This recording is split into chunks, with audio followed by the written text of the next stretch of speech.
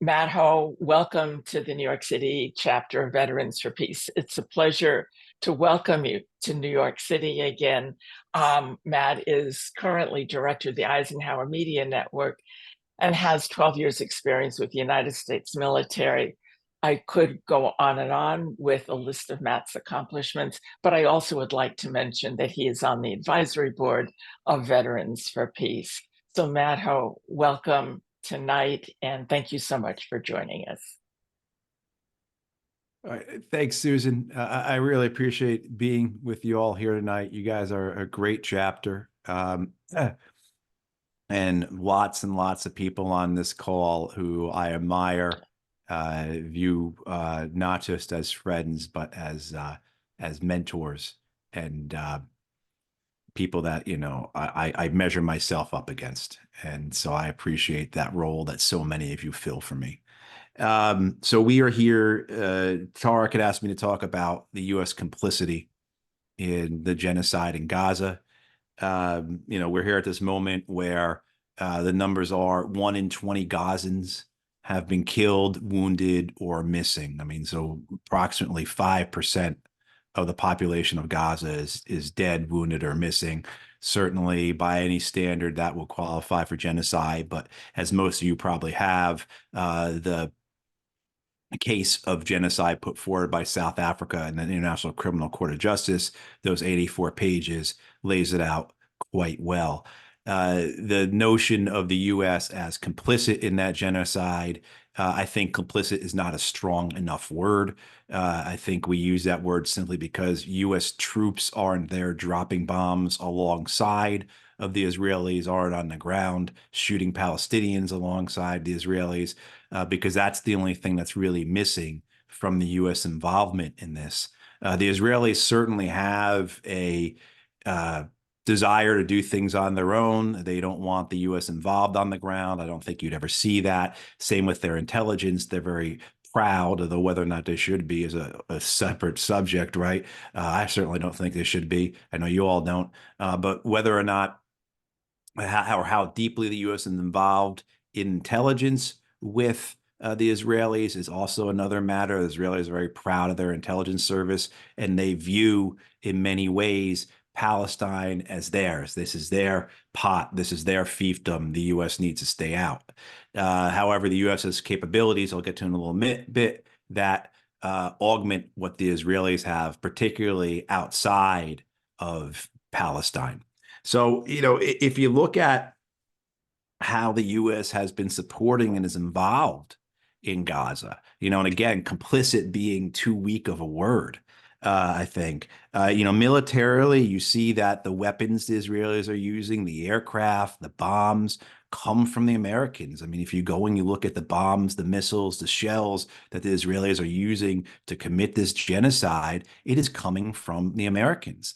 We know that 2 to 3 cargo planes arrive in Israel every day with American munitions and weapons on them. We know a cargo ship, you all have seen what that looks like, how big they are. A cargo ship arrives in Israel every 2 or 3 days with weapons and munitions on it. So far, we have seen the Biden administration bypass Congress, use emergency authorization to send $250 million worth of shells and missiles and bombs to Israel. So bypassing the whole approval process, the whole oversight process, almost $250 million being done that way. And on another note, that will, I think, portend how the administration is going to handle things in Ukraine going forward as well. Different issue. You also see the Americans providing targeting assistance for the Israelis as well as advisors. Almost as soon as this thing occurs in mid-October, the Americans send a 3-star general, a Marine 3-star general, who was intimately, very much, why am I saying it that way? He was in command of the U.S. effort in Iraq against the Islamic State. So he saw the destruction of the Islamic State, but also more importantly, the destruction of nearly every Iraqi city in the Tigris and Euphrates River valleys, north and west of Baghdad, to include the destruction of Mosul, which killed estimated 30,000 civilians. You also see then in the Red Sea, the United States Navy out there, along with one British destroyer and nobody else, basically, attacking Yemen, attacking Yemenis naval units out on the Red Sea, but also too attacking Yemeni targets in Yemen. Joe Biden has become the fourth American president in a row, so he's every American president this century has bombed Yemen. And Joe Biden has made sure he made that roster. But what we see that is about opening up shipping for Israeli ports, Israeli ships through the Red Sea to break this Yemeni blockade of Israel that is done because the Israelis are committing genocide in Gaza. So you see the American Navy acting as an arm of Israel in terms of breaking that blockade.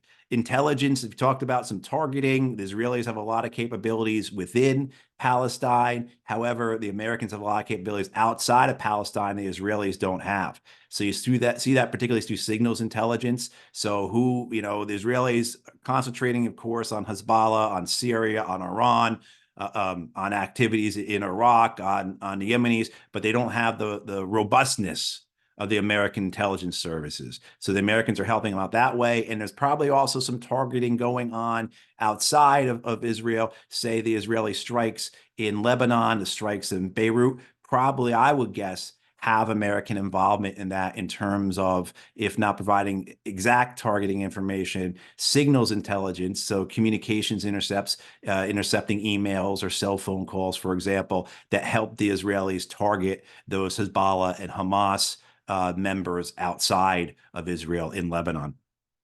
Diplomatic role the U.S. is playing. We see that most especially in the United Nations, blocking the ceasefire resolutions. Couldn't be more ashamed of anything than that, possibly. But then also, too, you see the pressure that the United States is putting on these various states. You see Lloyd Austin, Tony Blinken, Joe Biden pressing other states to get in line with the U.S., or in the case of the Arab states, to try and carrot and stick them so that they don't go too hard, don't present too great of a front against Israel, don't put too much pressure on Israel from within the region.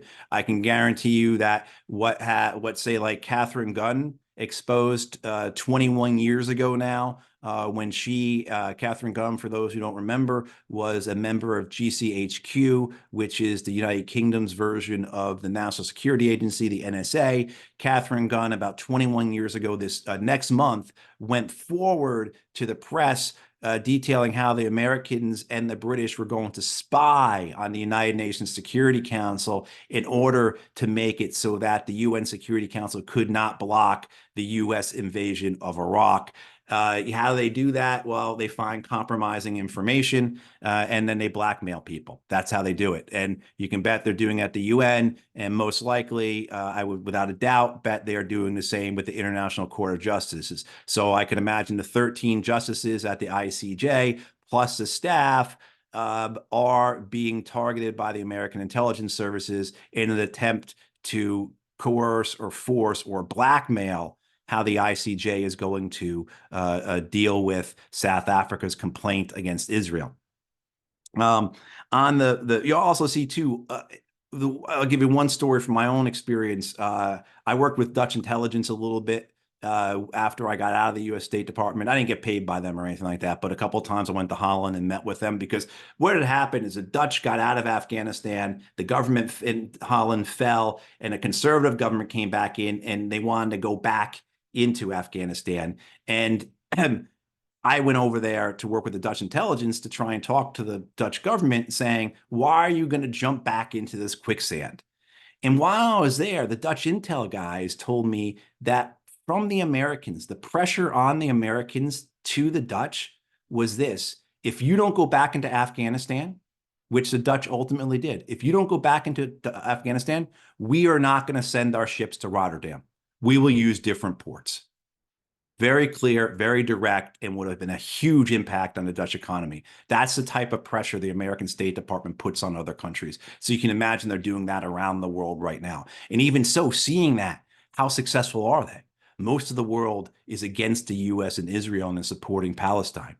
Political, certainly the Israeli lobby here in the U.S., the way U.S. politicians support Israel, not just at the federal level, but at the state and local levels. We see that with all the laws in the U.S. now that criminalize supporting BDS. We have that here in North Carolina. And our state treasurer, Dale Folwell, who's running in the Republican primary to be governor of this state, made a big deal at the end of December about how this state is not going to have anything to do with Ben and Jerry's. Ben and Jerry's is, corporation non grata, if that's a term, corporation non grata here in North Carolina, because Ben and Jerry's does not sell its products in the Israeli settlements. And, so you see that type of pressure even occurring on the state and local level, that protection on the state and local level, as well as the federal level. And then, of course, corporate influence. We know that people have been fired from their jobs because they have supported the Palestinians. You've seen that with whether it's being students and professors being doxxed at universities, law school students having their acceptance and their job offers rescinded because they've voiced pro-Palestinian views, as well as people being fired. What you saw, what I have seen, I've been, as you have, going to protests and rallies. And, one of them a couple of weeks ago was talking to this nice couple, and the husband had his face wrapped up in a keffiyeh. And the reason he did so was because he worked for an airline. People at that airline have lost their jobs because they've been on social media showing solidarity for Palestine and then losing that job. And we've seen that in the UK. We've seen that here in the US. We've seen it in Australia. The influence that the Israel lobby has over corporations and businesses, but also the very tight connections, the very close relationships that these corporations have built with Israel over decades. This is a case of how the elites band together, how the established interests band together. What's good for the elite or for the established interest on my left or right is got to be good for me. So that's why you see major corporations going along with this pro-Israel line, even though majority of their employees are against it. It's what they've been doing for decades. There's an intense lobby. There's political pressure. Why would they do anything differently? And you've seen employees lose their jobs because of that. And then finally, the one I want to concentrate on, media. What type of the media role in this and how important that is to this war, to all wars. I would say that of these I just mentioned, military, intelligence, diplomatic, political, and media, the media may be the most important. Certainly, of course, sending the bombs and everything else, that allows for this genocide to happen. But in the long term, you get in the strategic levels, the political levels, the media is so important. There's a long history of relationship between the U.S. media and Israel. There's a story that I believe, Ryan Grimm in The Intercept ran about 2 weeks ago about how for years now, all CNN stories about Israel or Palestine have to go through the Israeli censor in Jerusalem. All CNN stories, if they mention Israel, Palestine, have to be approved by the CNN Jerusalem Bureau, who understand exactly what the Israeli censor wants. Okay, so that's the type of relationship that U.S. media has had with Israel for decades now. We've seen also the role that media plays just in the role of the American empire, right? So why would we think that the media is going to operate any differently when it comes to the war in Gaza, the genocide in Gaza, the war against the Palestinians that's been going on for about 100 years now? Why are they going to treat this any differently? Why is their role going to be any different? Why are they going to speak about it in any different manner than how they've done in Ukraine, than how they've done in Afghanistan, how they've done in Syria, how they've done in Iraq, etc. So what we're seeing from the media is basically par for the course. We shouldn't expect anything from them other than this. But, and one of the things, the point we want to talk about, and certainly if we have time to discuss this, I'd love to talk about this with you all, that role of the media. When I'm saying media, maybe I should take a step back and say who I'm talking about. I'm talking about the established corporate American media, the legacy media, the mass media, So your CNN, Fox, MSNBC, NPR, PBS, Washington Post, Wall Street Journal, New York Times, to the wire services, so Reuters and AP, the legacy American media channels, or legacy American media networks like NBC, CBS, ABC. And of course, their influence is waning. The number of people who watch those outlets, who read from those platforms, drops every year. The distrust of the American people towards that media continues to grow. The American media is slightly more popular than the American Congress, which doesn't say very much, right? Which tells you everything you need to know about how people view the media. But that legacy media establishment, it's important because that's who power speaks through, right? So if we want to understand what the Israelis are saying about this, what the Americans are saying about this, what other elites, other established interests are saying about this. So alongside the media, you have the fossil fuel industry, you have the defense industry, you have the banks, et cetera. So what to the right and left, those adjacent to the media establishment, how do they feel about this? So it gives us an idea of who we're up against and how they view things. You know, the American public, of course, is no longer giving a benefit of the doubt to these wars. You saw that with Ukraine, how quickly support for Ukraine dropped out among the American population. And you saw that as well here, where almost immediately, within a week or two, the polling was showing that most Americans were in favor of a ceasefire in Gaza. But that's not what American and Israeli media strategy is geared towards. That's not what the legacy channels, the legacy outlets, the media establishment in the US cares about. They care about speaking to the people who are watching them because those people are their core. That's their constituency. That's their base. So it is, say, within the Democratic Party, those who are going to vote blue no matter who. They are watching that. These are the people who are watching Fox News and who are going to, excuse me, follow or to understand the world as they get it from Fox. Excuse me a minute. So you've seen this diminished capacity of the establishment media, Americans not giving the benefit of the doubt to the U.S. government for the wars like they once did. You know, and that part of it is because of the experience of these wars, right? People say, wow, this sounds just like what they said about Afghanistan, sounds just like what they said about Iraq. Wow, you know what? The Vietnam War really was no different than these wars, right? I mean, so the line is understood, that continuous line of American history of the wars of empire, I think is well understood by many Americans now. And then, of course, the big thing as well is the role of social media, alternative media, independent media, however you want to describe it. But, you know, the U.S. and Israeli media strategy, again, is not predicated on that.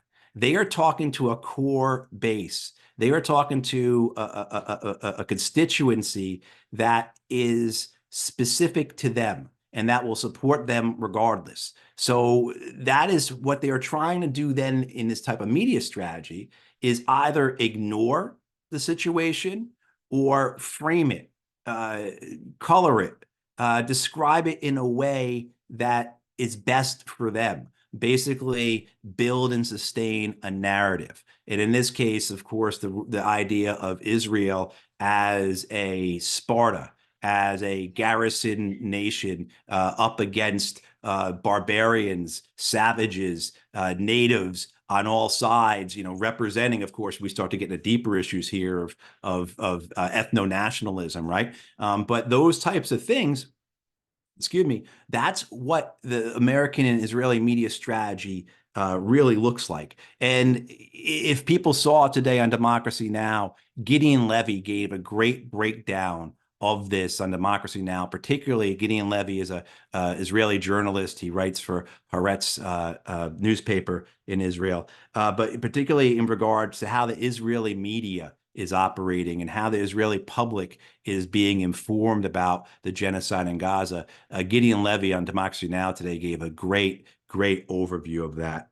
You know, and basically to summarize what he said or to paraphrase what he said, is that the Israeli media is giving the Israeli public what they want.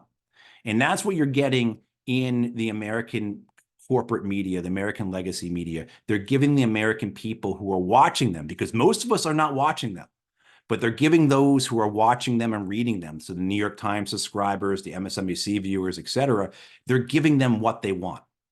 And what they want is they want to hear a story. They want to hear the mythology. They want to hear about the good versus evil. They want to hear the us versus them. I mean, this came in a perfect time for many in the US, because that story, that good versus evil, us versus them, democracy versus authoritarianism narrative for Ukraine was collapsing. So you're able to, get away from this war and now concentrate on that war. And of course, this doesn't mean that certainly we can get into the political aspects of what this means for the Biden White House and the Biden reelection campaign. But overall, in terms of who's watching this and what they believe and what are they going to act on, this media strategy plays into them. So either ignore the bad news, and as Gideon Levy was saying about the Israeli public, don't talk about Gaza, don't mention it, don't show it, which is how much of American media is handling this, or frame it in such a way that you do mention what the Palestinians are going through, but you make it clear that what the Israelis went through was much worse. Why was there this media blitz, and we're still seeing it? It's been unraveling every time. The one example of an atrocity that occurred on October 7th is debunked.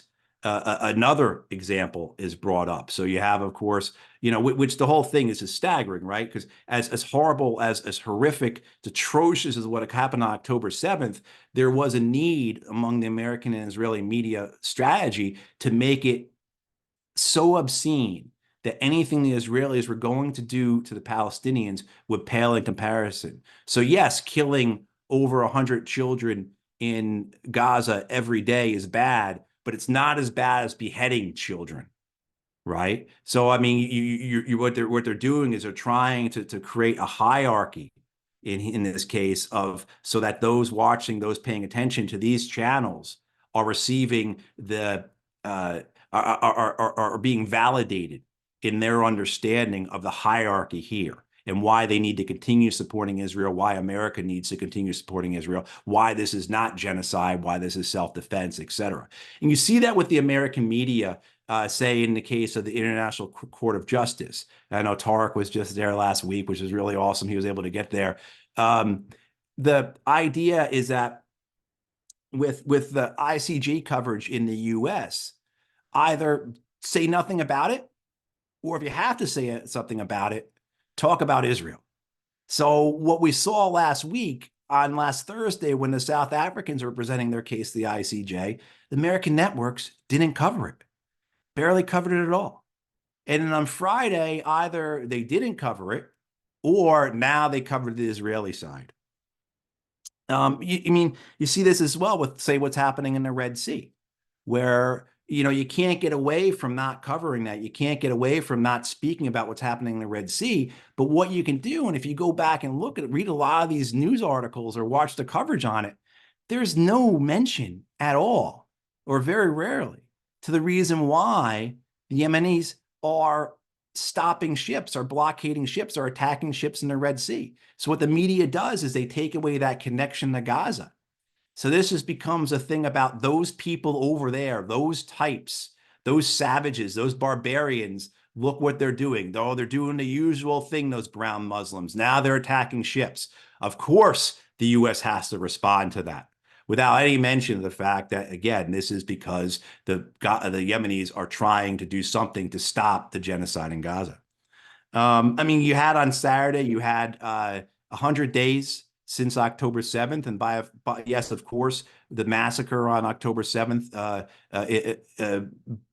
in Israel should be acknowledged. But what you saw, say, from the White House, the president's remarks didn't mention the Palestinians at all. So in 100 days, you had 24,000 people killed, clear acts of genocide and ethnic cleansing. Again, over 100 children, 117 children being killed every day. The White House doesn't even mention that. And the American media doesn't mention it at all. If you watch Democracy Now, you'll see Amy Goodman mentioned it. She noted how the president didn't say anything about the Palestinians at all in his remarks about 100 days of this war. And in American media, you didn't see that at all. So even in the more establishment you got, the less chance of mention of the Palestinians there were. So if you look at like something an outlet like The Hill, which is very important because that's on every conference room table, it's in every congressional office, it's well read on Capitol Hill.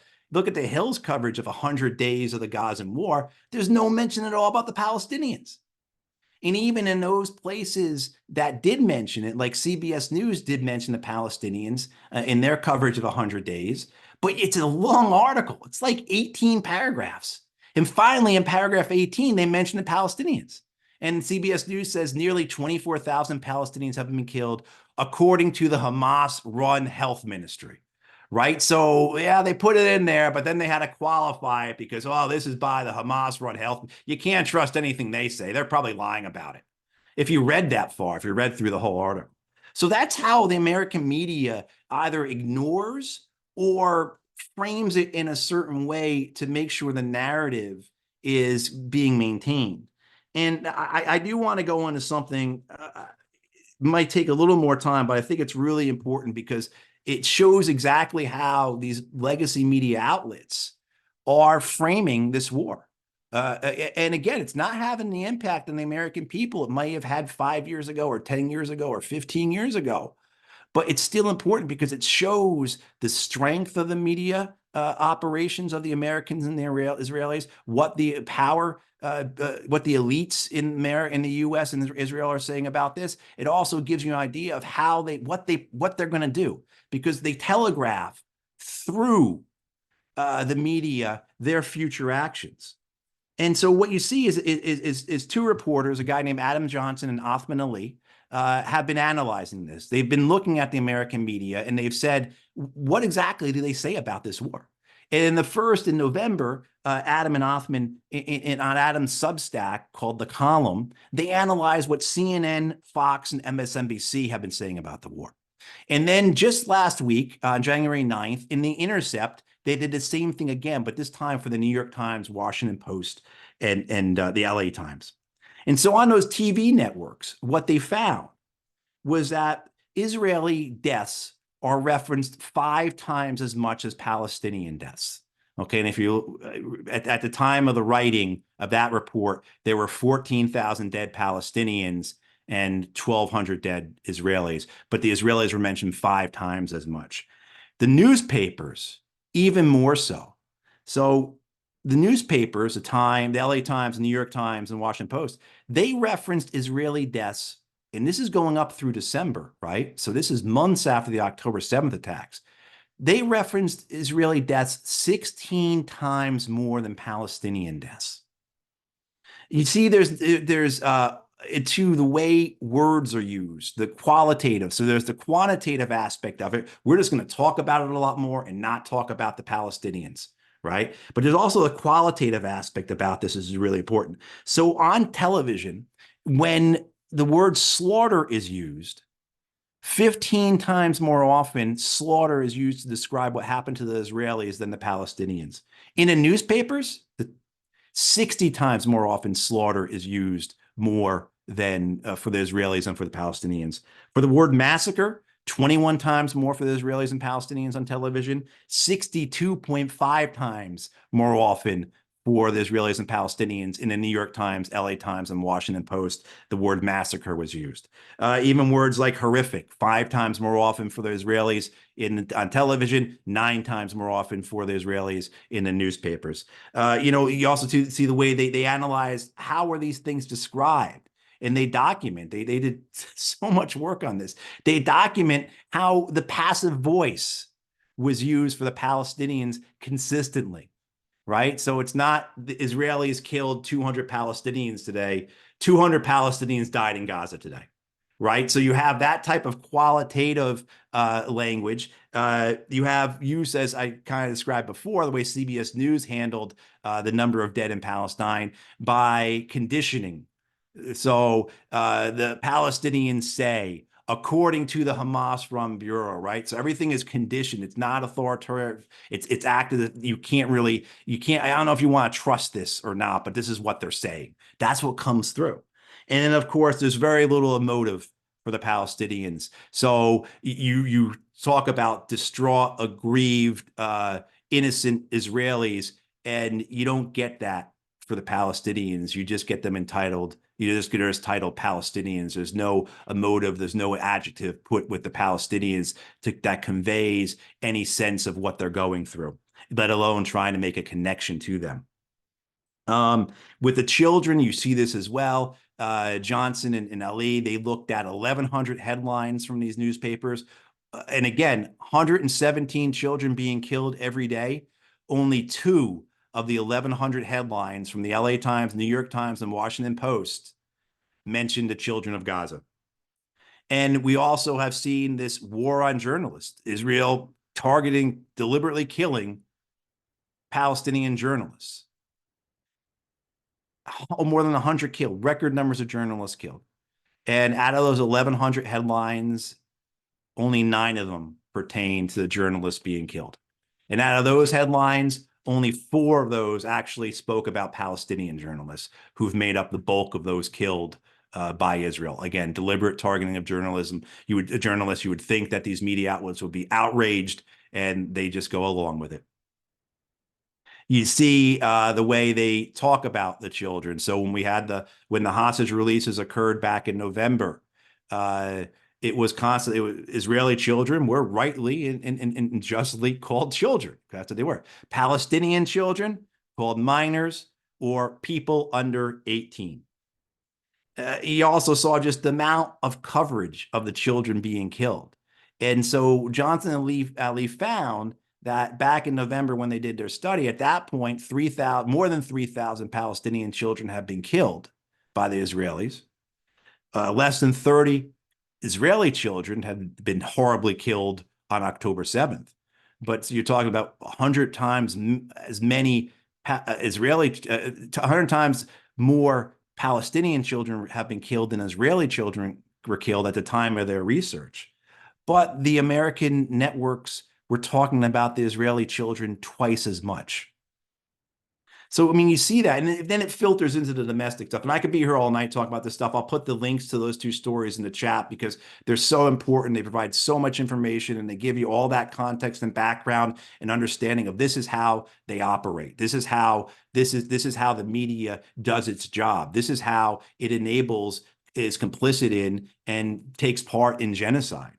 But even on a domestic side, within the newspapers, there were, in terms of there have been a lot of rise in anti-Semitism and a rise in Islamophobia in the U.S. But the way it's covered. So among the newspapers that were analyzed, there were 549 mentions of anti-Semitism, but only 79 mentions of Islamophobia.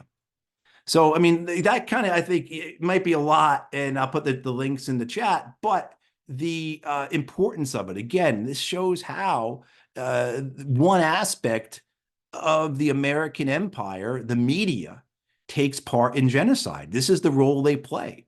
And it's an important role because that base of support for Israel in the U.S., particularly the Israeli lobby, is informed by this, is buttressed by it, is supported by it. And I said before, this kind of gives away the strategy for the U.S. and for Israel going forward. And the strategy is to stick with your constituency, use the time you have now to make good on what you want to accomplish. So in the case of Israel, whether it be the religious zealots, right, the settler class, the national security class, which dominates the Israeli political system. So all these retired generals and security service officers and intelligence chiefs who dominate the Israeli political system, get what you can now. Accomplish what you can now. If you believe that we as in Israel, need to fulfill the Zionist ambition of a greater Israel, do it now because you may have no other chance. The Americans are with us. They're going to support us. This is how their media is speaking to people. It shows how the American government is thinking of this. And what we'll do is we'll stick with those who are sticking with us, and we will thumb our noses at the rest of the world. And I think this is what you saw at the International Court of Justice, where I think if you look at what South Africa presented, they presented a legal case, a legal charge of genocide against Israel. What did Israel present in return? They didn't defend themselves. They more or less put forward just a public relations statement. They basically spoke to their people. They said things, we are not committing genocide, we are committing self-defense. If any genocide is being committed, it's being committed against us. Remember, this is what our people have always gone through, right? So they're playing to their base. And to the rest of the world, they're telling them, we don't care about you. We'll make it here. We're going to accomplish what we want to accomplish, and we'll set up Fortress Israel. The United States will back us, and that will be it. And I'll end it there. I mean, I could go on all night talking about this stuff. I appreciate you all giving me a chance to talk to you, and yeah, happy to talk further about it. But that's how I see primarily the American role in this genocide, particularly the American media. Thank you, Matt. We'll open up the floor now for questions. Who would like to start? I just want to, if people can use the raise Sure. hand function, it helps me to spotlight Yes. them up at the podium, as it were. Thank you, Ellen. Right. It helps me to see too. Thank you. And before we start, I really would like to say a special thank you to Tarek Kopp for traveling to The Hague and for representing Veterans for Peace. Thank you. I know sometimes I give you a hard time before you go, but it was wonderful. It was really wonderful to see you there, and we'll talk later on for your report. Thank you. Anthony. Oh, Matt, and yes, Tarek, I was thrilled to hear you were at The Hague. Thank you. Matt, oh boy, thank you so much. This is such critical information for us Americans to learn about the bias in our media. So keep on. God bless. Thank you. Yeah, I heard that South Africa was not broadcast at all here or in Israel, but sure, their defense was. So thank you. I'm very concerned, as most people on this call know, about how we constantly are leading everything, pointing everything to Iran, and Iran backing the Houthis, backing Hezbollah, Iran. So it seems that we really are heading in this direction. My question is, what do you feel or know about that? Anything behind the scenes, but also, does it make any sense for U.S. citizens to make an attempt to go to Iran and help stand up? Would that help in any way? Back to you. I think, and thank you. I appreciate it, Anthony. Yeah, I think so. October 7th was a Saturday. October 9th, I think there were conference rooms around Washington, D.C., as well as in London, who were ecstatic that morning on October 9th, being back to work after the attacks of October 7th, because now this gives us our casus belli. This gives us our ability to link Hamas to Iran, and we can get the war with Iran that we have wanted since 1979, right? We can now begin to, and you have to remember, this is not idle thoughts, right?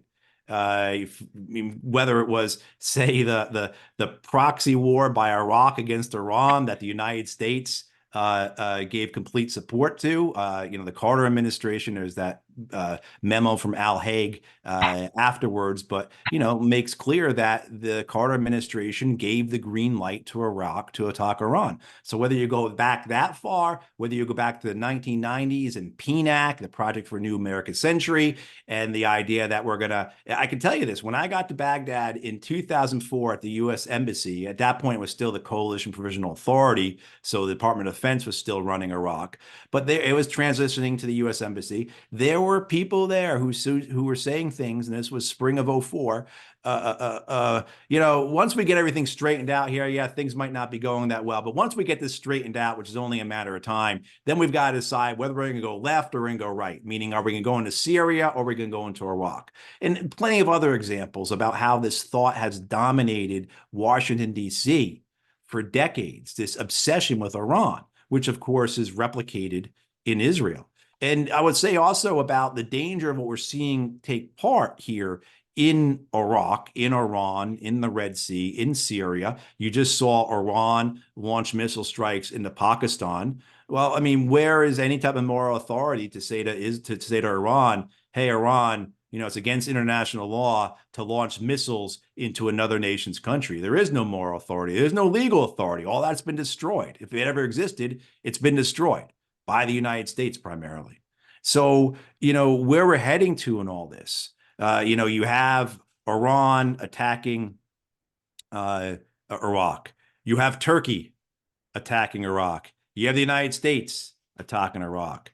And this, I'm reminded that remember 2006, Joe Biden had his plan for Iraq in 2006 was to partition Iraq, right? Partition it into a Shia sector, a Sunni sector, and a Kurdish sector. Well, the bombings of the last week in Iraq match up pretty well with that, because the Iranians are bombing in support of their Shia friends, the Americans are bombing in support of their Kurdish friends, and the Turks are bombing, you make it approximate, in support of their Sunni friends. I don't know how many Iraqi Sunnis would like that description, but it roughly matches up that way. So you can see how this crackpot idea by Joe Biden from 2006, oh my God, it's 2024, and this is what's playing out right now. So the dangers of all this, the fact that people want this war, and there are hardliners in Iran that want this war. And that's what we have to be very concerned about, because Iran has their John McCains. They have their John Boltons. We have to be very aware of that. But the idea, though, of doing something, how can we as a people connect with those in Iran who don't want war? Just as how we as people can we connect with those in Russia or in China who don't want war? And there has to be a way to do so. You've seen the role that independent and alternative media are playing. How can we leverage that? How can we leverage this type of communication to create that type of fellowship, of unity, of solidarity that opposes these wars and prevents our government from taking part in them? Thank you, Matt. I'm going to quickly get back to Anthony's question, and that was, would it help if any Americans went to Iran? I understand, right, your passion for the answer, right? We need to form coalitions and fellowship with those who desire peace. But Anthony's original question.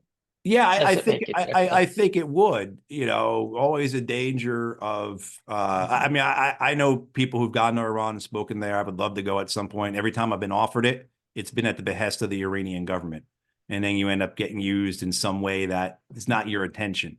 But certainly to go, as many people did, including I think some on this call, to say the way they went to Baghdad in 2003, absolutely. That type of solidarity with the people, that type of opposition to the legacy of American imperial war is certainly something that I would completely support. And if there's a way to do it, we should do it. Particularly if we can have a coalition of other nations as well, and it becomes a very unified presence of people who are opposed to this war, regardless of where their nations stand on it. Because it is what you're having come tumbling forward here in a way that's very reminiscent of World War I. We thought that what was happening in Ukraine was reminiscent of World War I. I think this is while that was, I think this is even more so, with the various different nations just stumbling forward, being pushed by their own self-interest, by their own ideologies, by the historical inertia of everything. Yeah, so what we're in a very dangerous place, and of course, the United States is leading this effort to make it a regional war. Thank you, Matt. Patrick McCann, I see your hand up. Welcome.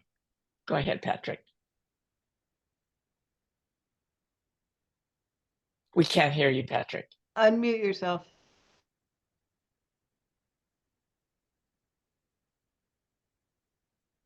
Matt, could you speak to the possibility of the U.S. being dragged in with our troops?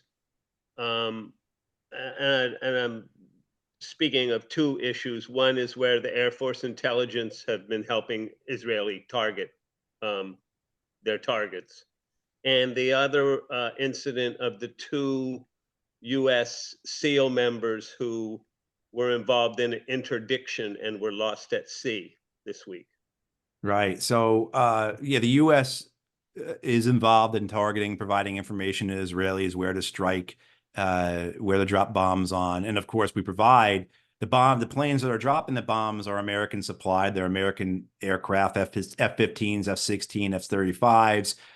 The munitions are all American munitions, American bombs, missiles, shells. I don't think you'll see the American military directly involved unless things go so poorly for Israel, unless there is a broader war against Hezbollah, the Syrians come into it, unless there is something that threatens the integrity of the Israeli state. I don't think you'd see the Americans directly involved. The Israelis don't want us involved that way. I'm convinced of that. They want to do it themselves. For a number of reasons. One, and they don't want people looking over their shoulders as they commit genocide, but also two, they just have a pride that they want to do it themselves. This is our occupation. These are our Palestinians. Who are you to come here and help us treat them the way we're treated, right? I mean, so very similar to how, just that's just the arrogance and the hubris of occupation, I think. So I don't think you'll see the Americans get directly involved in the war, in the genocide, except for all the other ways that they're directly involved. And then with regards, if people didn't see, 2 U.S. Navy SEALs drowned off of Somalia. They were doing what's called a VBSS, which is a visit, board, search, and seizure. It basically, it can be very dangerous, as shown by these 2 SEALs who drowned. These guys would have been excellent swimmers. But with all their gear on and everything else, and the sea conditions were bad, one went in the water, the other jumped in to help him, and both were lost. It was against a ship that supposedly was transporting munitions from Iran to Yemen. And I did see on Al Jazeera photos from the U.S. Navy proving this. Wasn't a heck of a lot of stuff, but it was some stuff. So, oh well. The important thing about it, though, to me, was that this is the first time the United States Navy has ever interdicted munitions traveling from Iran to Yemen. So how many years we've heard about this Saudi blockade? This is why it's necessary to starve to death hundreds of thousands of people in Yemen, to commit basically genocide there, to see the cholera flourish, because Iran is supplying their proxies in Yemen. Wait, hang on. This is the first time we've ever gotten weapons. We've ever found weapons that Iran is sending. What about all this proxy stuff? What about all this stuff that the Yemenis, the Houthi movement, Ansar Allah, that they're just a bunch of puppets for Iran? This is the first time in 9 years this has been going on. We've found weapons being transported from Iran. So there's a lot of information, I think, that gives us context into how much of this has been drummed up, but this will now be used as that reason, another reason to go to war with Iran. Like I said before, about how excited people were about what October 7th gave the US, Israel, and Britain to a degree in terms of launching the war that they've always wanted against Iran. This is another piece of evidence for them. Look, we found these rockets and these missiles. It proves that Iran is using the Yemenis for their own purposes, and certainly the Ansar Allah, the Houthi movement, is allied with Iran. No one's disputing that. But this idea that they're somehow proxies or puppets of Iran is ludicrous. But that'll be used as evidence to show why after we take on Yemen, we should move on to Iran next. Thank you, Matt. Jerry. Well, great. Yeah, it's on mute. Matt, thank you so much for this sweeping view of the manipulation, arm twisting, and the media. One major contribution that I've run across on all these issues comes from Max Blumenthal and his ongoing investigative journalism, which has been opening up lesser issues for most people, but in this particular case, directly challenging the obscene exaggeration of what was done to people on October 7th. And he turns to evidence. He's an investigative journalist, so he looks at the evidence. What is the count? What is the body count? How many children are on that list? What were their ages? And then the case of allegations of mass rape. And he directly looks into this, and he goes to testimony from families who are outraged that rape was against a dead relative is being used by the government counter to anything the family said about the evidence of that body. Right. And I saw evidence. Well, and I've heard that as other allegations have fallen by the wayside, the mass rape allegations are so useful. They're just indispensable in Israel's defending the genocide. So that today on Democracy Now!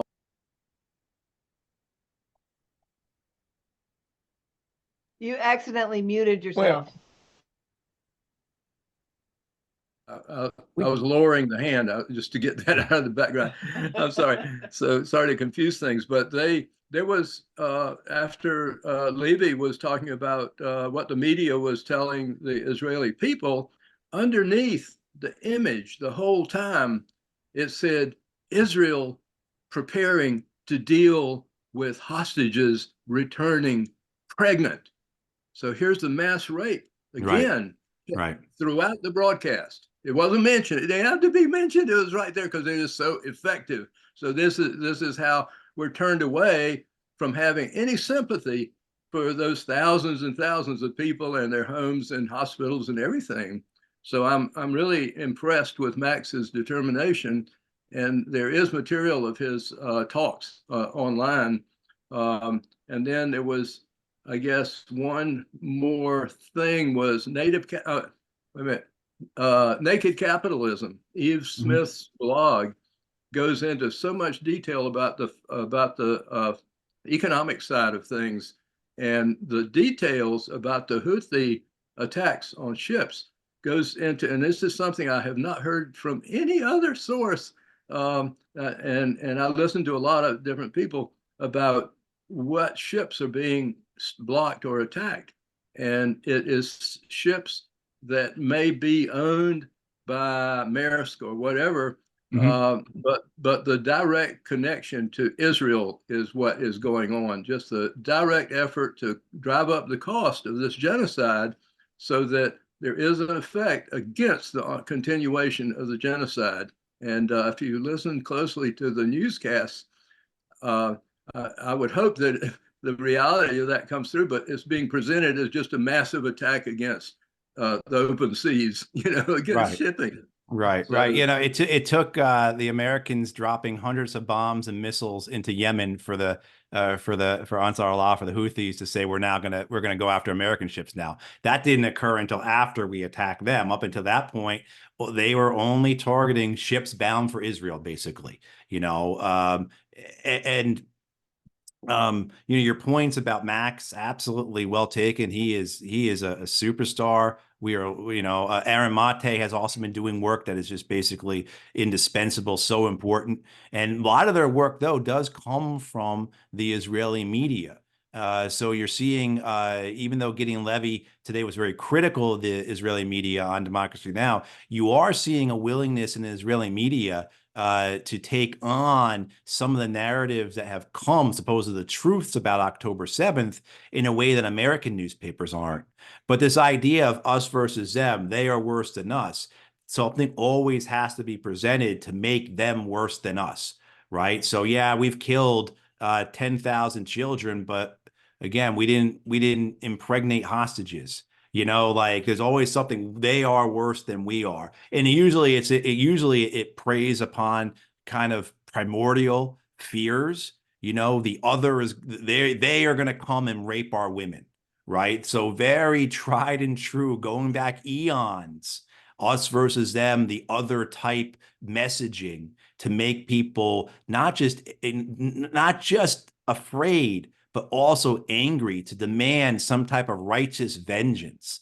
And you've seen this from the very get-go. The hostages were, one of the first messaging we saw in the days after October 7th were how the hostages were going to be executed on video. I remember seeing on Instagram people posting things saying, parents, please make sure your children are not looking at Telegram or WhatsApp because we expect for the Hamas to start posting execution videos this week.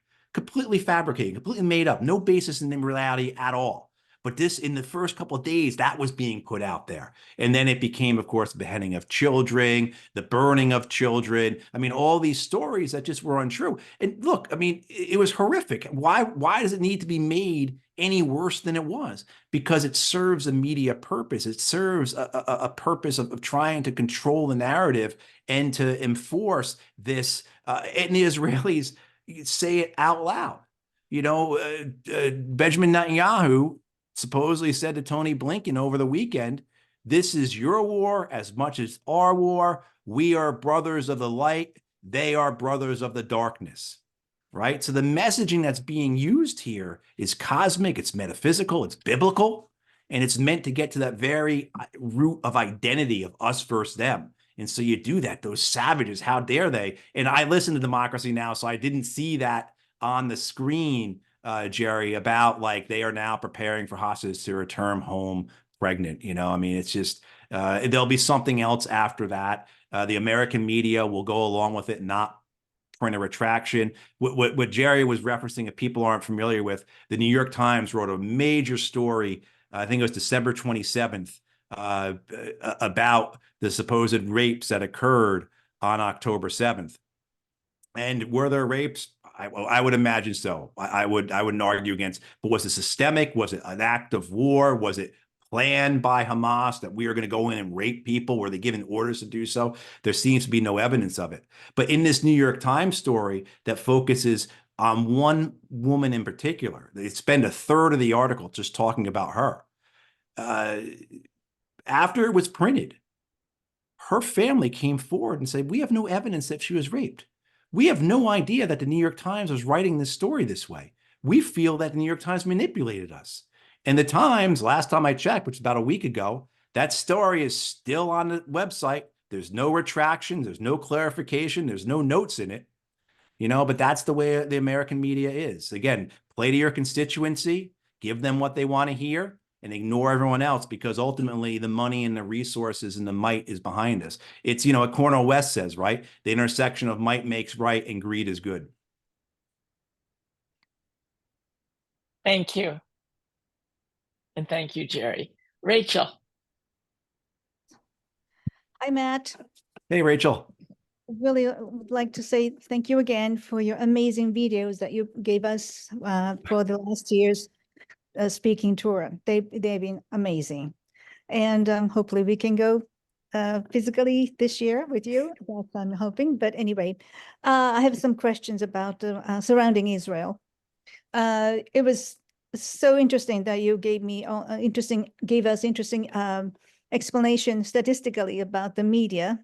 And now I would like to ask you about from the aspect of energy.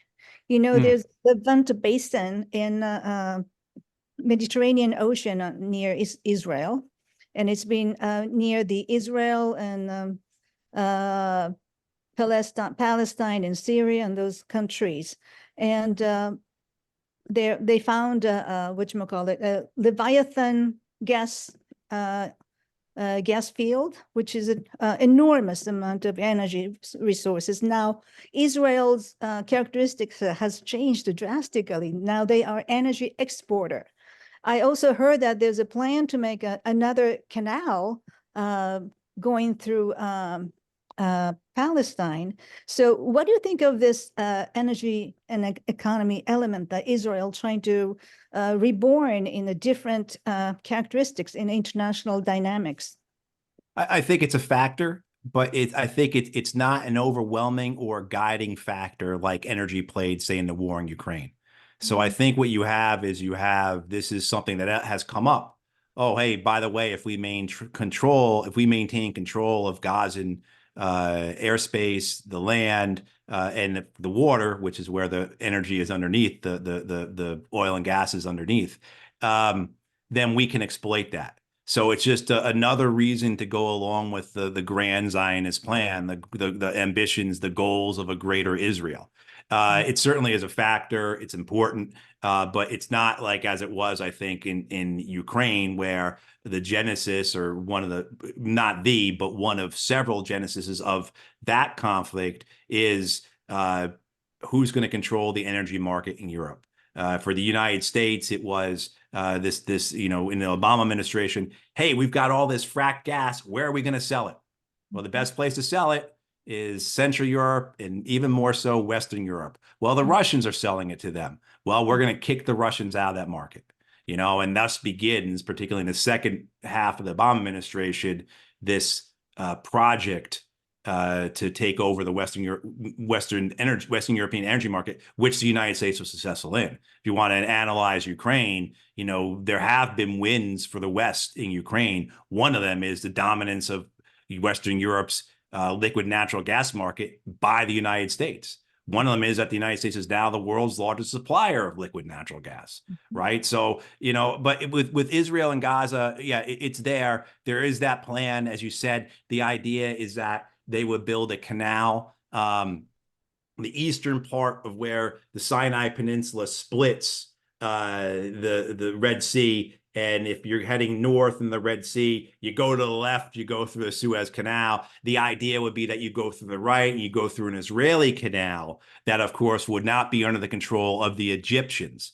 And so it would be very friendly to the West. It'd be much more stable as they consider it. There wouldn't be any risks that they feel they have with the Egyptians in control of the Suez. There's also the idea, too, of other trade routes going through Israel. This is all, now we start getting tied into competition against China's Silk Road initiative, right? And we start to see where all these big things start to intersect and things start to collide. And when I talked about before about how if you're an elite, you're an established interest, what's good for the interest on your left and what's good for the interest on your right, probably pretty good for you as well. You start to see where all these things start connecting. Yeah, so like I said, I think it plays a role, but it's not a dominant role. I think the dominant role in this is really the fulfillment of the Zionist ambition, of a greater Israel. Okay. Can I ask you one more question? Just one? Sure. Thank you. This is about the media thing. Besides information control, according to John Kiriakou, he said that the actually personnels, those intelligent personnels of U.S. military sides are getting job in media companies. Yeah. Right? And they are actually writing articles along with the narrative, a single narrative of Pentagon. What is your take on this area? Oh, absolutely, it's occurring. I have a friend. I knew her from years back. She's a reporter. She was a reporter out in California, and she just took a job with NBC actually on their national desk. And she is a reserve officer in the U.S. Navy, public relations officer in the U.S. Navy. And so that glaring conflict of interest. And whenever I would see her doing something out in San Diego, she was always covering the military beat, of course, because the local, her studio, her network was like, well, Priya is an officer in the Navy. She should cover this story. She knows about the military, right? So you see that type you see that it happens more often than you think. People going in and out of government, into journalism, out of journalism into government, used to be forbidden, used to be a clear conflict of interest. It occurs now. You have these relationships between the military and the intelligence service and the American media that go back decades. Certainly that was one of the things that came out in the 70s during the Church Committee hearings. How many media outlets had been infiltrated by the American intelligence services, by the CIA, basically running CIA copy. The CIA puts forward what these newspapers publish. Still occurs. There's no penalty for it. A great example is Ken Dillian, who was with the LA Times. Now he's with NBC, major correspondent for NBC. NBC, I think, is one of the worst, most egregious in terms of how they are just really stenographers. They just really push Pentagon copy. But what you saw with Ken Dillian was he got exposed for sending his reporting to the CIA, saying, hey, can you check this? Does this look good? Are you good with this? Before publishing it. And rather being drummed out of journalism, he has been promoted since, and now he's, the NBC's senior national security reporter or whatever. And we could lots of other examples like that. So yeah, it's what you would expect an intelligence service to do. If the CIA wasn't doing it, those guys should be fired because that's what they're supposed to do. But the problem is that that's what you expect of your intelligence services. But one, what do we expect of our media allowing it, going along with it? And then two, where is the American Congress defending our Constitution, performing the required oversight, et cetera, et cetera? Thank you.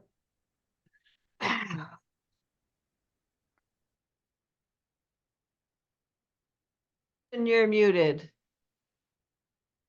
You're right. So you didn't hear me say I need to go, and I'm turning the moderating over to you. Okay, Thank you. thank And Matt, thank you. It's wonderful to have you at the meeting tonight. And I'm sorry I need to leave. Thank you, Susan. So good to see you. So we have Tanya up here. Tanya is very bright tonight. Yes, I'm sorry. Let me see if I can get this a little bit out of.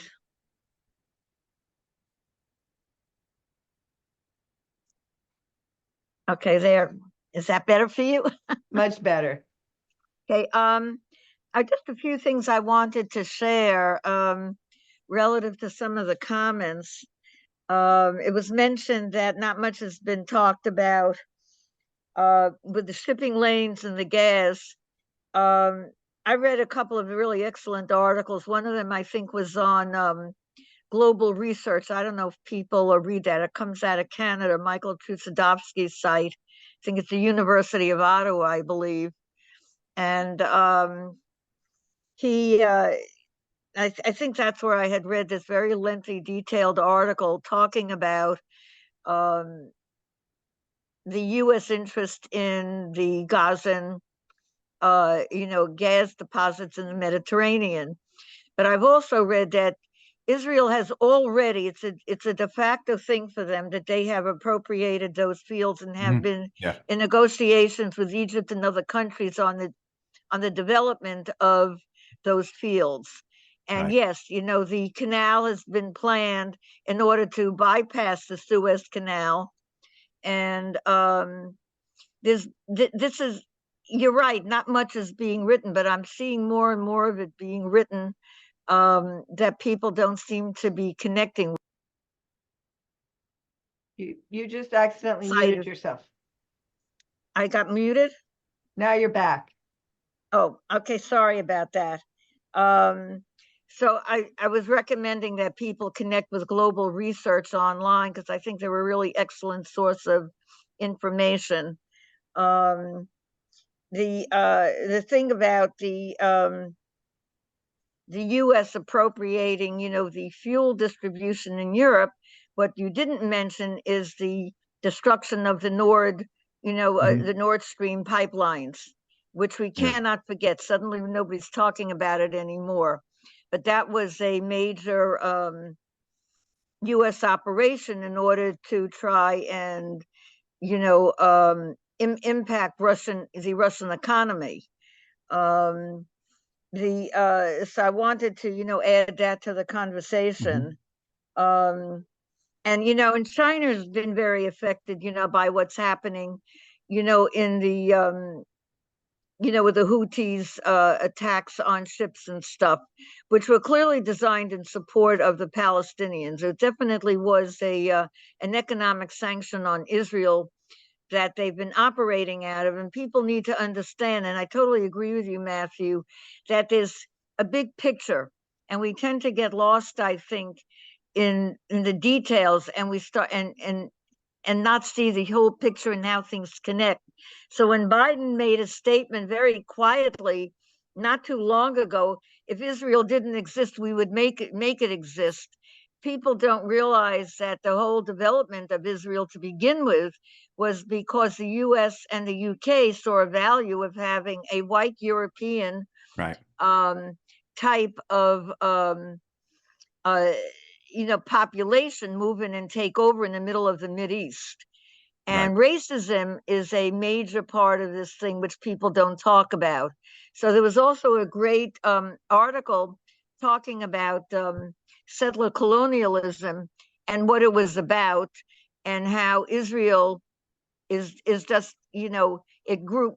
The whole concept of Zionism grew out of the European settler colonial imperialistic movement that started several hundred years ago, and that even though the Holocaust wound up impacting the impetus for Jews to leave and move someplace else, the mental concept, the racism of it, has always been very central.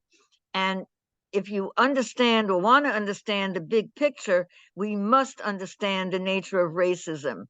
And the idea that white supremacist imperialism feels that it can destroy any native population. And even though people will say, oh, well, there's dark-skinned Jews and stuff like that in Israel, well, those people get treated like colored people. They have never been given the same standard and value as the Ashkenazi Jews that come out of white supremacist, Europe. And it's a very hard concept, I think, for a lot of people to understand, that even though you have the pogroms and the oppression and the Holocaust and all that horror that happened, you're still dealing with white supremacist, people who still feel the same way about themselves, their sense of entitlement, and that they have the right to, do ethnic cleansing and genocidal action with impunity. So I just wanted to add these little pieces to the conversation, because I think they're really quite important, that we never forget, the core nature of why Israel, developed, which had a lot to do with the economics of the United States and the UK, and that we never forget the element of racism. And I agree with you, the propaganda stuff, you cannot read or listen to any of this stuff without understanding the propaganda and understanding how it's working. And yeah, I remember, back in the 70s, you want to talk about the CIA. I was taking classes at SUNY at the time, and a friend of mine was in political science, and she had Alan Chartak, I think, as one of her professors. And I remember we had this conversation. She really thought that he was CIA. And even then, we had a lot of people from intelligence being planted throughout universities, not just in media, but also in the educational system, which still is ongoing.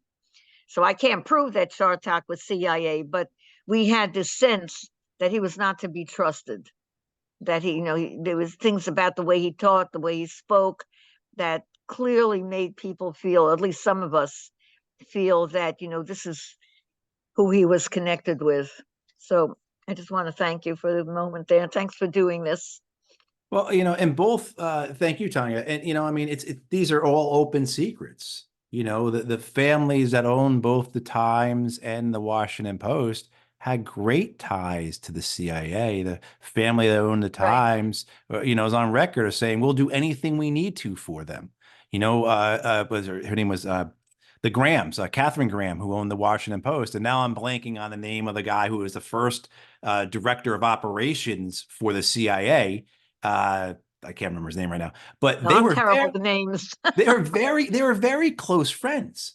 I mean, this is all out in the open. No one disputes this. They don't want to talk about it, but no one disputes it, your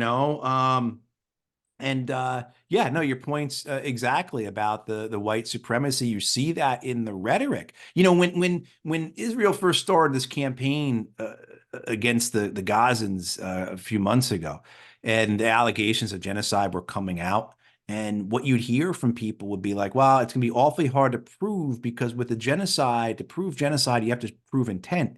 And unless they come out and say it outright, it's going to be really hard to prove that. And what have the Israelis done? They've come out and said it outright, and they always have.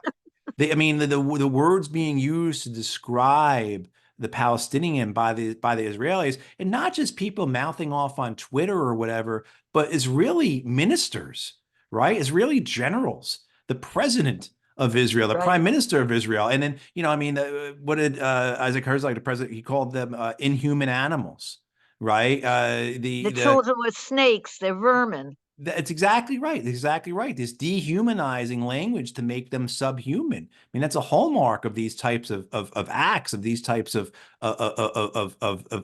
policies of eradication and annihilation. And I can't remember which Israeli prime minister it was. It was one of the early ones who described the Palestinians as beasts that walk upon two legs. So this is not new. This is the way it has been for decades, this use of language, to describe your enemy as something, as the other. Again, us versus them. And what you're going for here overall in the big picture is this idea of fortress Israel, which gets to the idea that you're talking about that Biden has said, and he has said it multiple times. It goes back to the 80s, this statement by Biden that if Israel didn't exist, we'd have to invent it, right? Okay, so this white supremacist fortress outpost in the Middle East, what purpose is it serving?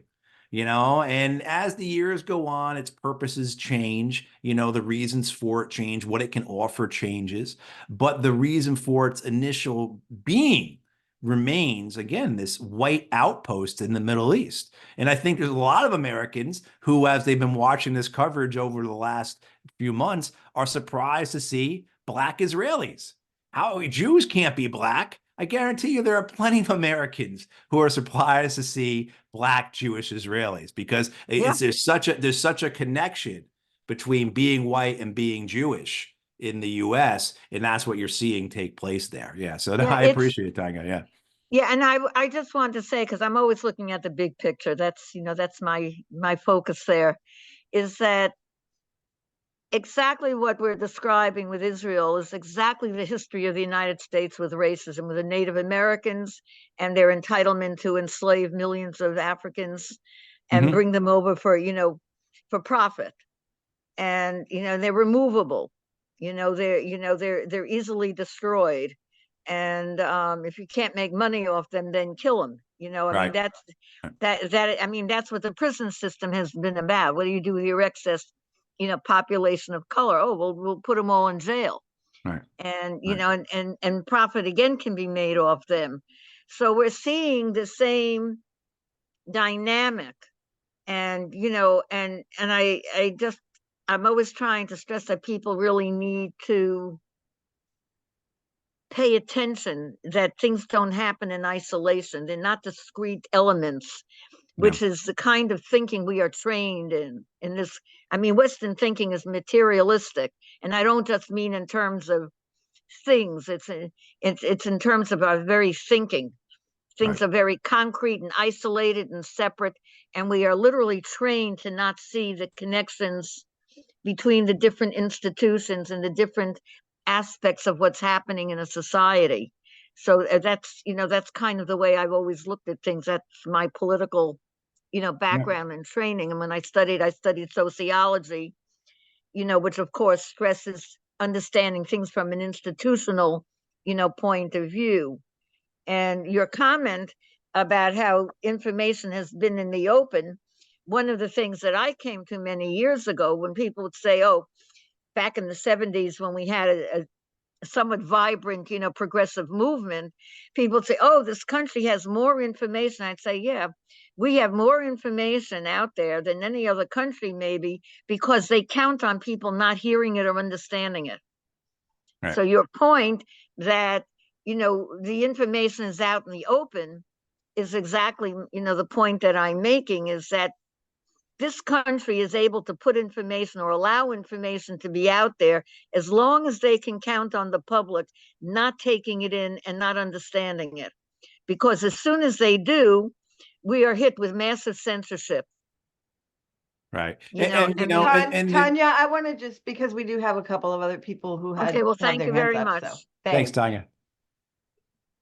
Okay. And I'm going to pull up Kathy from North Carolina here. Oh, thank you. My question is very simple, but we have trouble getting on the media. We have 3 people who are running for president who are quite capable talkers. And Cornel West, you mentioned, and Marianne Williamson and Jill Stein. And if we could get the media to present them speaking more, give them more interview time, it might be one of the better ways for us to get more of the full story presented. Right. I'll answer it. And I know I've said this to Jerry, and you've probably heard me say it as well, Kathy, I think. And then, I ran with the Green Party for U.S. Senate last year. And one of the things a local reporter said to me very candidly, and this gets to the heart of the issue in the U.S., the money involved in all this. Look, 80% of Democrats say they want a ceasefire. Right? 70% of Americans say they want a ceasefire, on and on and on. This is killing Joe Biden's poll numbers. The White House doesn't care because the Israel lobby has so much money, and that's what matters, right? So you can have 80% of your Democratic Party saying we want a ceasefire, but AIPAC is also saying we're going to spend $100 million in the House races for those who are promoting a ceasefire. Right. So that's how they feel they can thumb their nose at everyone. As long as, we are able to control the United States politically through this money, through these resources, because that's how it works. We have a system of legalized bribery. This is not just the case for this issue, but it's the case, as we all know, for healthcare, agriculture, education, whatever. But, in my case, the point I was getting at was that, a local reporter said to me a few weeks before the election, "Hey, I'm sorry we haven't really spoken with you. I think you're great. However, your campaign isn't going to spend hundreds of thousands of dollars or millions of dollars on my network, so there's no way we're going to talk to you." I mean, and that gets the point. So no matter how great of a speaker Cornel West or Jill Stein is, whoever the libertarians put forward, whoever else is out there, unless the money is there to allow them to play in the system as it exists, they're going to be kept out of it. And I think that's one of the great achievements of the American political establishment over the last decades, is they saw the impact of the civil rights movement, of the anti-war movement of the 60s and 70s, the environmental movement, the nuclear movement that was burgeoning, that put 1 million people into Central Park in 1983 or whatever. They saw all that, and they insulated the political system so that that type of mass action, that type of mobilization, that type of people power could not affect it. And it can in ways, but what we see is this insulation through money that has been provided to protect politicians. We have a system of legalized bribery, and it's going to protect itself. And this is what we see, where how can you have this type of discrepancy? How can you have people talking about issues that are not being addressed? We have 150 million people living paycheck to paycheck in this country. And how can we have nobody on the presidential circuit talking about that? Right? I mean, 65,000 Americans die every year because they don't have adequate health care. How come nobody that we have seen in the major news media talking about that, right? I mean, well, it gets back to the fundamental problems we have with our system, how corrupt it is. And this issue Oh, go ahead. I'm hoping people like Peter Bernhardt can help influence the Beinart. Was it last night? Beinart, yeah. Yeah, I mean, I think, and the thing... change the dynamics somewhere in that. Yeah. I mean, the thing about it that gives me hope, and I am hopeful, because we have this type of technology. We've seen the declining trust in legacy media. We've seen a declining usage of legacy media. I mean, the New York Times quite possibly could have gone out of business if not for Donald Trump, right? So, I mean, that's, on Friday, I was at a place where ABC News was on, their ABC News online streaming service. And I was able to observe it for more than 2 hours. And there was not one mention at all about what was occurring with the International Court of Justice. They weren't even bringing up the Israeli side of it. They were just ignoring it. They were going bonkers, going bananas over what was happening with Trump that day, because that's where their viewers are. That's what their viewers want. That's the ratings. People know I go on with Judge Napolitano every week now. I was talking to Judge Napolitano the other day, and he used to be on with Bill O'Reilly 3 times a week. And O'Reilly at that point was the most popular host on American television. Millions and millions of people tuning in every week. And O'Reilly said to Judge Napolitano, hey, I'm sorry, but after this week, you're not going to be on with us any longer. And Judge Knapp says, why? What happened? He said, well, because you don't have blonde hair and long legs. And that's what our viewers want. And it was true. That was for their ratings. That's what worked best for them. You know, the same thing too. I used to be on MSNBC quite a bit. I mean, going back 10 years or so. And then around 2012, 2013, MSNBC, and other people were as well. MSNBC made the shift where they'd always been associated with the Democratic Party, but now they were going to overtly be associated with the Democratic Party, just the way the Fox was with the Republicans. And what they wanted them was they wanted everything to be team red versus team blue. And while that has been terrible for journalism, terrible for, you know, and at that point, they would do those studies where they interview people. They have people who watch different networks take tests. MSNBC viewers at that point were doing pretty well on those tests. Fox News viewers were doing terrible, but they asked them questions about what was going on in the world. And after that, MSNBC viewers were scoring the same as Fox viewers in their knowledge of domestic and world events, because MSNBC had just gone completely, I think their policy was called all in, actually. They had gone all in with being the Democratic Party's media channel. But it was good for their ratings, right? You look at CNN, which has tried to avoid that. Their ratings are terrible. And so the point I'm getting at, though, is that there's a decline and they're catering to a smaller and smaller demographic. Meanwhile, Americans are getting their information, their news from all these disparate sources, these independent and alternate sources, you know, that leverage platforms like YouTube and Twitter and TikTok. I mean, the number of people that tell me, hey, Matt, I saw you on TikTok. I can't believe it, you know, but it is prevalent. And that's why you had American legislators in the last couple of months going to TikTok saying, hey, you need to do something about all this pro-Palestine sentiment on your channels. You need to rein that in. And we've seen that with Facebook and Instagram. They have been censoring to the point that I know people like Rania Khalek, I think Max Blumenthal does it as well, to avoid the algorithm, to avoid getting censored on Facebook and Instagram. They write hummus rather than Hamas on their posts, because otherwise the algorithm will pick it up and ban it or censor it, or, you know, make it so nobody sees it. So we can see that where the public, the American people, are getting their information. We can see that they're not giving the U.S. government the benefit of the doubt for these wars.